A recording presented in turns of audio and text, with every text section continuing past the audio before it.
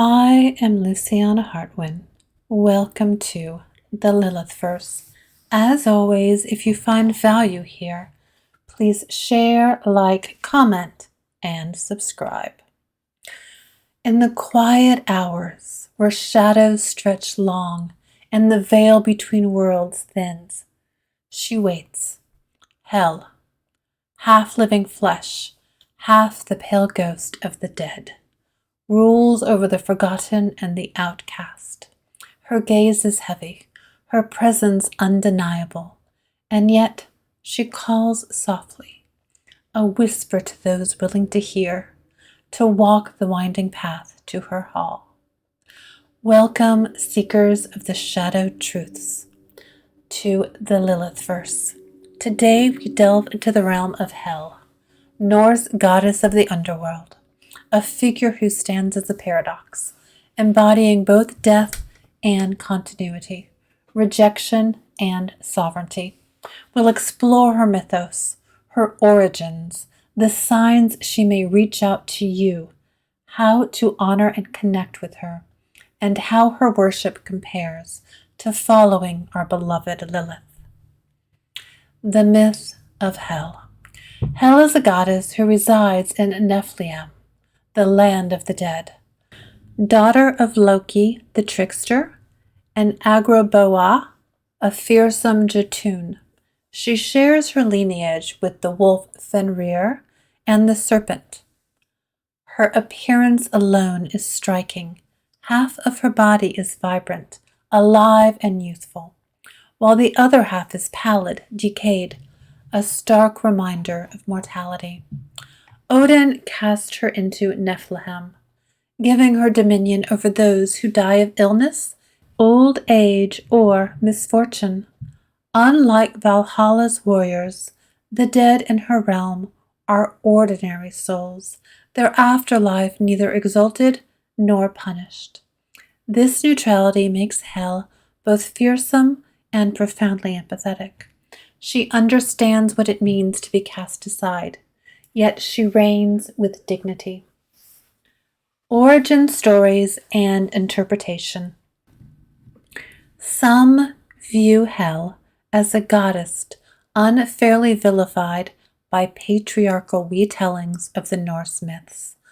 Others see her as a powerful symbol of duality, balancing life and death, beauty and decay. In earlier Germanic traditions, Hel may not have been a single deity, but rather a concept, or even the name of the realm of the dead itself.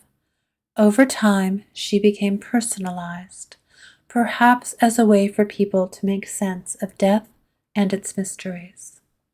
In some interpretations, Hel represents not an end, but a threshold, a moment to pause, reflect, and prepare for the next stage, whether it is rebirth or spiritual evolution. Signs Hel may be reaching out to you. How do you know if Hel is calling? She doesn't shout. She doesn't demand.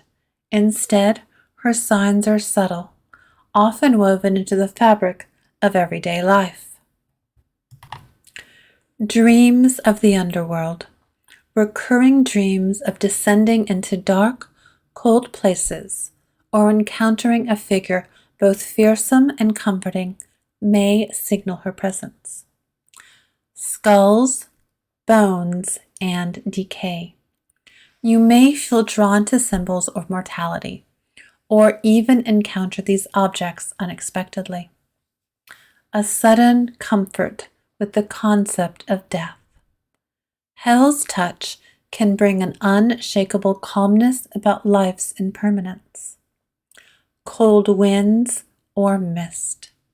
A chill in the air, a peculiar frost, or a shrouding mist may carry her essence. Her animals. Wolves or ravens, often associated with her father Loki, may appear to herald her connection. How to establish connection and build a relationship. Building a relationship with Hel requires reverence and patience. She is not a goddess who thrives on dramatic displays, but rather on quiet sincerity. Create a sacred space. Dedicate an altar with symbols of her realm: skulls, bones, or icy stones. Offer her mead, bread, or water. Reflect on mortality. Meditation on life and death cycles can be a profound way to honor her. Journal your thoughts or simply sit in quiet contemplation. Visit cemeteries. Pay respect to the dead by tending graves or leaving small offerings. Hel is said to value those who honor the forgotten. Study the Norse myths.